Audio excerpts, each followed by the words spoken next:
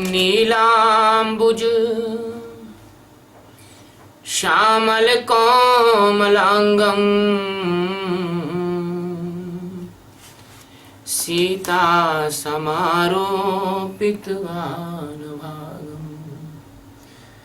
पाणौ महासायक सारुचापं नमामि रामं रघुवंशनाथम्। भवाति भूतं भरताग्रजन्तं भक्ति प्रिया भानुकूला प्रदीपम् भूतेन्द्रनाथं भवनाथ पादं भजामि रामं भवरोगवेद्यं। लोकाभिरामं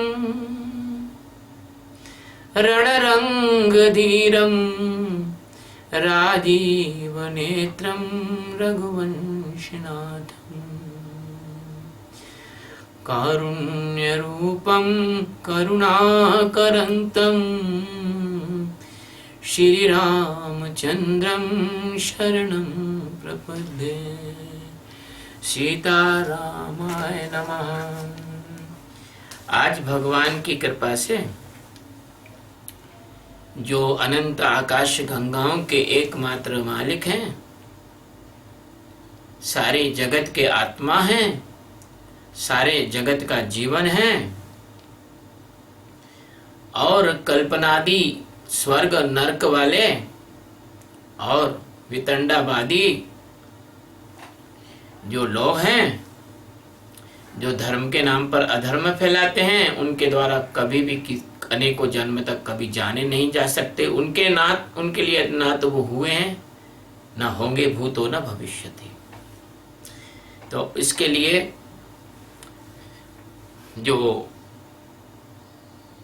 भगवान वाल्मीकि जी की वाल्मीकि रामायण है, उसके बाल कांड का 23वां सर्ग मतलब 23वां अध्याय ले रहे हैं।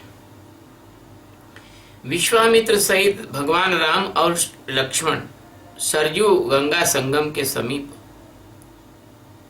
पुण्य आश्रम में रात को ठहरे, उसका इसमें वर्णन है। प्रभातायां तु सर्वरयां विश्वामित्रो महामुनिः अभ्यभाषत कुकुत्स्थो शयानो पर्णसंस्तरे। रात बीती और प्रभात हुआ, तब महामुनि विश्वामित्र ने तिनकों और पत्तों के बिछौनों पर सोए हुए उन दोनों राजकुमारों से, उन कुकुत्सवंशी राजकुमारों से कहा। ये कुकुत्सवंशी क्यों कहते हैं? क्योंकि इनके पितामह का नाम कुकुत्स था, इसलिए कहीं इनको कुकुत्सवंशी कहते हैं। इनके पितामह का नाम रघु था, कहीं इनको रघुवंशी कहते हैं, है ना। तो क्या कहा? कौसल्या सुप्रजा राम पूर्वा संध्या प्रवर्तते उत्तिष्ठ नरशार्दूल कर्तव्यम देवमाविकम्। नरश्रेष्ठ राम, तुम्हारे जैसे पुत्र को पाकर महारानी कौशल्या सुपुत्र जननी कही जाती है।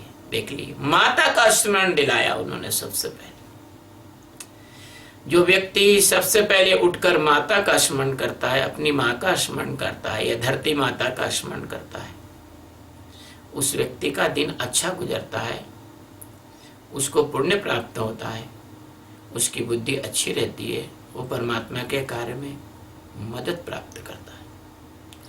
इसलिए तो हम कहते हैं, जब सुबह सुबह उठते हैं तो कहते हैं कि कराग्रे वसते लक्ष्मी कर मध्ये सरस्वती करमूले तो गोविंदा प्रभाते कर दर्शनम। समुद्र वसने देवी पर्वत स्तन मंडले विष्णु पत्नी नमस्तुभ्यं पाद स्पर्शम क्षमस्व में। हम माँ तेरे पर पैर रख रहे हैं, तेरा समुद्र वसन है ना, पर्वत तेरे स्तन है, भगवान विष्णु की तू पत्नी है। हे माँ, हम तेरे पे चरण रख रहे हैं, हमें क्षमा करना। तो कहा कि देखो कि प्रातः काल की संध्या का समय हो रहा है, बच्चों उठो और प्रतिदिन किए जाने वाले देव संबंधी कार्यों को पूर्ण करो। जो व्यक्ति प्रतिदिन देव संबंधी कार्य को करता है उसमें सद्बुद्धि आती है। इसलिए हमारे यहाँ सुबह, प्रातः काल, मध्याह्न और सायंकाल 3 समय त्रिकाल संध्या का प्रावधान था। और मैंने भी वर्षों त्रिकाल संध्या और अग्निहोत्र का कर्म किया है।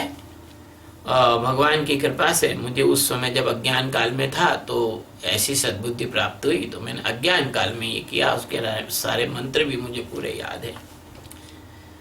तो तस्यर्षेः परमोदारं वचः श्रुत्वा नरोत्तमो स्नात्वा क्रदोदको वीरो जेपतुः परमं जपम। महर्षि का यह परम उदार वचन सुनकर दोनों नरश्रेष्ठ वीरों ने स्नान करके देवताओं का तर्पण किया और फिर परम उत्तम जपनीय मंत्र का जाप करने लगे। और परम उत्तम जपनीय मंत्र गायत्री मंत्र है, उसका जाप करने लगे। कृताग्निको महावीर्यो विश्वामित्रं तपोधनम् अभिवाद्याति संरष्टो गमनायाभि ततस्तुतु। नित्य कर्म समाप्त करके महापराक्रमी राजा मेरे मुंह से निकल गया, महापराक्रमी श्री राम और लक्ष्मण अत्यंत प्रसन्न हो तपोधन विश्वामित्र जी को प्रणाम करके वहां से आगे जाने के लिए उद्धत हुए। ये हमारी हिंदी भाषा है अच्छी वाली, ऐसे कहेंगे सामान्य भाषा में कि वहां से जाने के लिए तैयार हो गए। तो प्रयान्तौ महावीर्यो दिव्या त्रिपथगा नदी ददृशाते ततस्तत्र सरय्याः संगमे शुभे। जाते समय उन महाबली राजकुमारों ने गंगा और सरयू के शुभ संगम पर पहुंचकर वहां दिव्य त्रिपथगा नदी गंगा जी का दर्शन किया। त्रिपथगा कहा है, गंगा का नाम है त्रिपथगा। तत्राश्रम पदम पुण्यम ऋषीणां भावितात्मना बहुवर्ष सहस्राणि तप्यतां परमं तपा। संगम के पास ही शुद्ध अंतःकरण वाले महर्षियों का एक पवित्र आश्रम था। कैसा? शुद्ध अंतःकरण वाले महर्षियों का। कितनी अच्छी बात कही है, विशेषण लगाया। महर्षि तो हैं लेकिन शुद्ध अंतःकरण वाले। वे कई हजार वर्षों से तीव्र तपस्या करते थे। बताइए, कोई तुम विश्वास नहीं करोगे लेकिन कई हजार वर्षों से तीव्र तपस्या करते थे। तम दृष्ट्वा परम प्रीतो राघवो पुण्यमाश्रमम् उचतुस्तं महात्मानं विश्वामित्रमिदं वच। तम दृष्ट्वा यानी उसको देखकर, परम प्रीतो बहुत प्रेम के साथ बहुत प्रेम उमड़ आया, क्योंकि भगवान राम ऋषि मुनियों से बहुत प्रेम करते थे। भगवान श्री कृष्ण भी ऋषि मुनियों से बहुत प्रेम करते थे। कोई भी भगवान का अवतार हुआ ऋषि मुनियों से प्रेम करते ही हैं। ये संसार वाले ऋषि मुनियों से प्रेम नहीं करते। ये तो धन से प्रेम करते, तन से प्रेम करते, स्वार्थ से प्रेम करते, इंद्रियों के विषयों के साधनों से प्रेम करते हैं। तो भगवत्ता कहां से आएगी? सुख कहां से आएगा? आनंद कहां से आएगी? शांति कहां से आएगी? नहीं आ सकती। कि तुम जब जहर खा रहे हो रोज, तो तुम सोचते हो कि हम बीमार ना पड़े, दुखी ना हो, मरे नहीं। इस संसार की माया तो जहर ही है जो तुम खा रहे हो उसको। इंद्रियों के भोगों के पीछे दौड़ रहे हो, पैसे के पीछे दौड़ रहे हो, उसके लिए छल कपट कर रहे हो, झूठ बोल रहे हो, दुष्टों के साथ रह के खुश हो जाते हो। कहते हैं ना कि चिलम भाई सो निज भाई, और भाई घसड़ पसड़। चिलम पीने वाला आ गया तो खुश हो गए, शराब पीने वाला आ गया तो खुश हो गए, पान की दुकान पे खड़े होकर सिगरेट पी रहे हो, ये कोई तुम्हारे आचरण है। और फिर कहते हो कि हम तो बड़े ज्ञानी, और सिगरेट पी रहे हो, बियर पी रहे हो, शराब पी रहे हो, और संत जनों के साथ कह रहे हम शास्त्र कर लेंगे तुम्हारे से। तुम क्या शास्त्र करोगे? जो तुम अपने सिगरेट, बीड़ी, बियर, शराब इसको नहीं छोड़ सकते, अपने शरीर के साथ तुम बलात्कार कर रहे हो, तो तुम संतों से क्या क्या साक्षात्कार करोगे? ऐसे हो गए आजकल मूढ़ व्यक्ति। अभी क्या हुआ कि जो वेंकटेश बालाजी का मंदिर है, उस मंदिर का एक प्रधान ट्रस्टी है, वो मुख्यमंत्री जो है वहां का, उस प्रांत का, वो है ईसाई, और ये है उसका मामा। तो मैंने फेसबुक पे लिख दिया कि भैया वेंकटेश बालाजी की जो ट्रस्टी है उनमें से ईसाई नहीं होना चाहिए, क्योंकि भैया देखो तुम्हारे ईसाई संस्था में हमारे तो कोई हिंदू ट्रस्टी है नहीं। एक व्यक्ति था, उसका कोई लगाव था वहां, वो विरोध करने लगा, अरे गुरुजी आपको पता नहीं ये बात नहीं। वो मैंने कहा कि भैया मैंने फिर उठा के समाचार पत्रों की कटिंग उसको बताई, और मैंने बयान दिखाया, और मैंने आदेश दिखाया जो ईसाई मुख्यमंत्री हैं उन्होंने उसको नियुक्त किया था। तो मुझसे कहने लगा, अच्छा बाबा जी मैं आपसे शास्त्रार्थ करना चाहता हूं। तो मैंने कहा मूर्ख कहीं के, मैं तेरे से शास्त्रार्थ क्यों करूं? बोले मैं दलित हूं, मेरे से शास्त्रार्थ कर लो। मैंने कहा दलित हो गया तो हम तो बहुत दूसरे दलितों को जानते जो भगवान के परम भक्त थे। बोले साहब मैं महीने महीने वहां रहता हूं, और आपको पता नहीं है, मैं तो आपसे ज्यादा ज्ञानी हूं। तो ऐसे लोग हैं दुनिया में, ऐसे लोग हैं दुनिया में जो कि ब्रह्मवेत्ता सदगुरु का भी बाप बनने की कोशिश करते हैं, उसको शास्त्रार्थ की चुनौती देते हैं। खुद का उनका जीवन झांक के देख लो तो जीवन में वो सिगरेट पी रहे हैं, कुछ भी कर रहे हैं, मलिनता ओढ़े हुए हैं। ऐसे लोग हैं दुनिया में। पहले ऐसा नहीं होता था।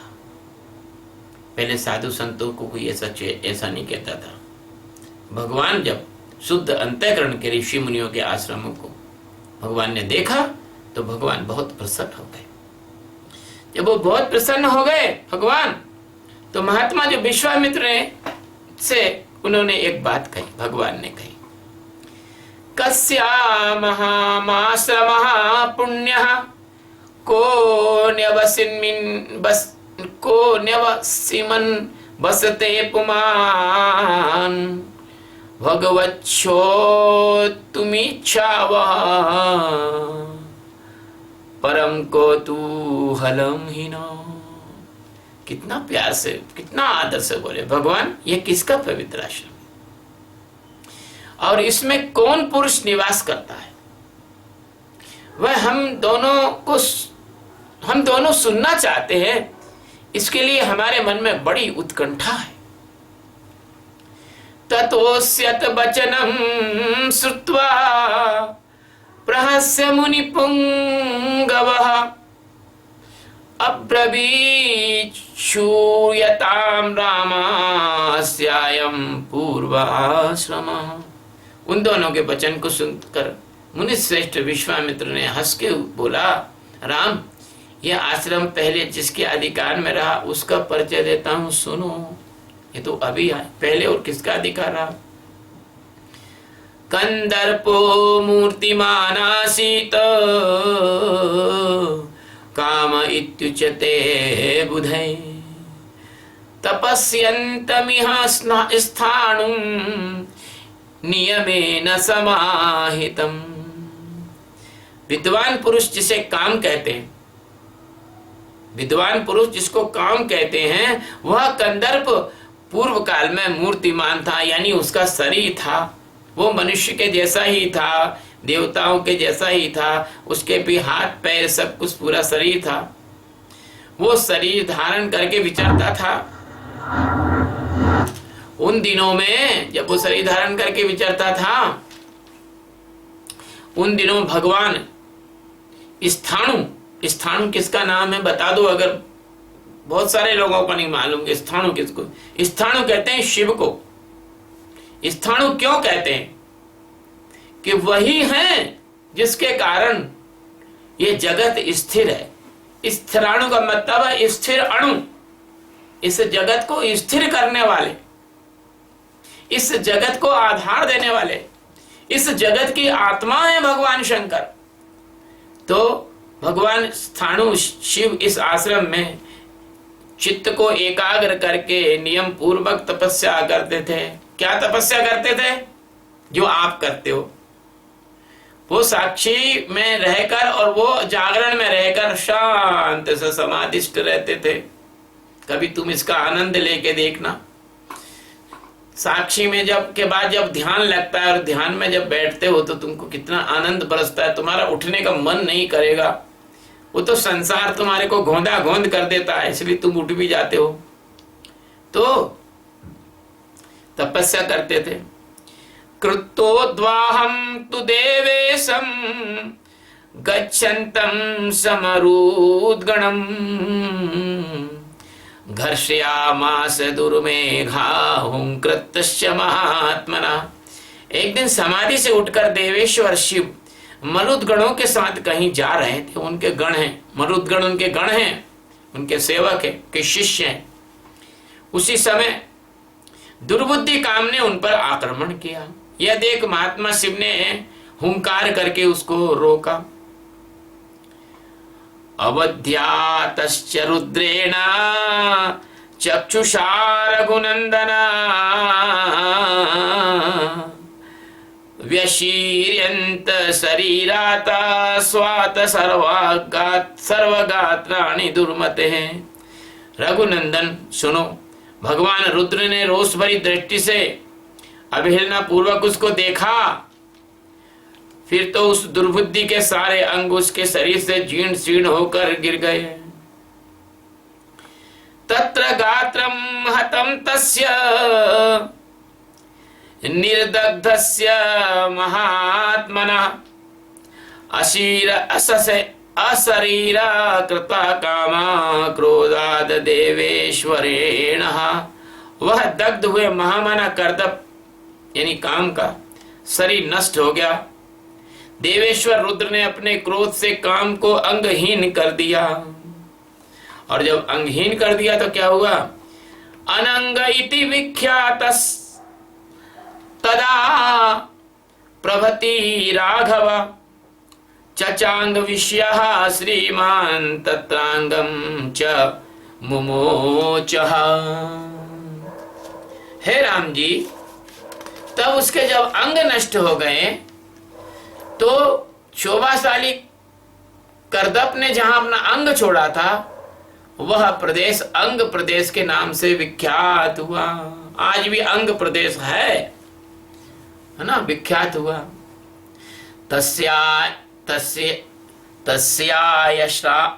तस्यामाश्रमः पुण्यस्तस्मै तस्येमे तस्यामाश्रमः पुण्यस्तस्येमे मुनिया पुरा शिष्या धर्मपरा वीर तेषां पापम न विद्यते। यह उन्हीं महादेव का पुण्य आश्रम है। और वीर ये जो मुनि लोग पूर्व काल में उन्हीं स्थाणु के धर्मपरायण शिष्य थे, इनका सारा पाप नष्ट हो गया है। ये मुनि उन्हीं के शिष्य यहाँ पर तपस्या कर रहे हैं।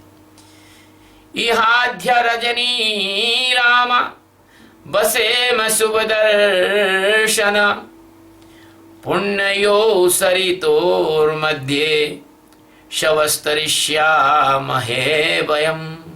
शुभ दर्शन राम, आज की रात हम लोग यहीं इन पुण्य सलीला सरिताओं के बीच में निवास करेंगे, कल सवेरे इन्हें पार करेंगे। अभिगच्छामहे सर्वे शुचयः पुण्यमाश्रमम् इह वासः परो अस्माकं सुखं बस्यामहे निशाम। हम लोग सब पवित्र होकर इस पुण्य आश्रम में चलें, वहां रहना हमारे लिए बहुत उत्तम होगा। नरश्रेष्ठ स्नातास्य कृतन्यप्याश्च हुतव्या नरोत्तमा तेषां संबद्धतां तत्र तपो दीर्घेण चक्षुषा। हे नरश्रेष्ठ, यहाँ स्नान करके जप और हवन करने के बाद हम रात में बड़े सुख से रहेंगे। वे लोग इस प्रकार से आपस में बातचीत कर रहे थे।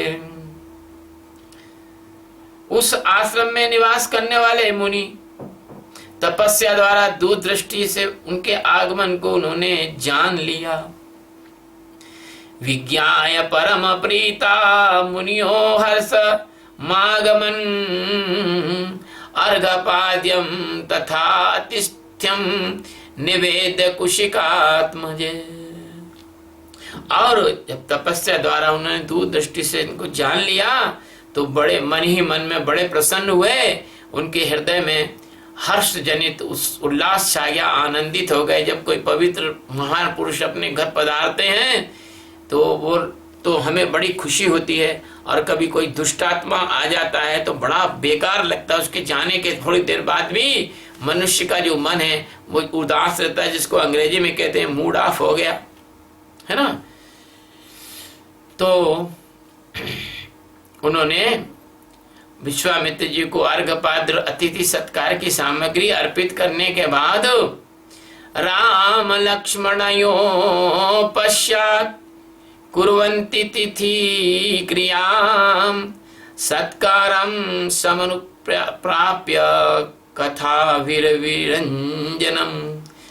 उन्होंने फिर राम और लक्ष्मण का भी आतिथ्य किया और यथोचित संस्कार करके उन मुनियों ने इन अतिथि को भांति भांति की कथा वार्ता मनोरंजन उनका किया, उनको कथाएं सुनाई। यथारहम जनपम संध्याम रसयस्ते समाहितः तत्र वासिभिरानीता मुनिभिः सुब्रते सह। फिर उन महर्षियों ने एकाग्र चित्त होकर यथावत संध्या वंदन और जप किया। इसके बाद तदंतर वहां रहने वाले मुनियों ने उत्तम व्रतधारी मुनियों के साथ विश्वामित्र आदि को शयन के लिए उपयुक्त स्थान पर पहुंचा दिया। न्यवसन सुसुखम तत्र कामाश्रम पदे तथा। संपूर्ण कामनाओं की पूर्ति करने वाले उस पुण्य आश्रम में उन विश्वामित्र आदि ने बड़े सुख के साथ निवास किया। कथा वीरभिराम भिरामो नृपात्मजो। देखिए कितना कठिन है, कितना संधि इसमें। कथा वीरभिरामा विरामो नृपात्मजो रमयामास धर्मात्मा कौशिको मुनिपुंगव। धर्मात्मा मुनिश्रेष्ठ विश्वामित्र ने उन मनोहर राजकुमारों को सुंदर कथाओं द्वारा मनोरंजित किया, उनका मनोरंजन किया। छोटे बच्चों को कहीं ले जाते तो उनको खुश रखना ही पड़ता है। श्री राम जय जय राम, श्री राम जय जय राम। इत्यार्षे श्रीमद् रामायणे वाल्मीकि कि ये आदि काव्य बालकांडे त्रिहोविंश सर्ग। इस प्रकार श्री वाल्मीकि निर्मित आर्ष रामायण आदि काव्य के बालकांड में 23वां सर्ग पूरा हुआ। श्री राम जय जय राम, श्री राम जय जय राम, श्री राम जय जय राम, श्री राम जय जय राम। अतुलित बलधामं हेम शैलावदेहं तनुजवन कृशानुं ज्ञानिनामाग्रगण्यं सकल गुण निधानं वानराणां देशं रघुपति प्रिय भक्तं वातजातं नमामि। भगवान हनुमान जी की जय। और ये जो कथा है आज की, ये भगवान के श्री चरणों में समर्पित है। जैसा टूटा फूटा मुझसे हो गया, वो मैंने भगवान का गुणानुवाद आपको सुना दिया।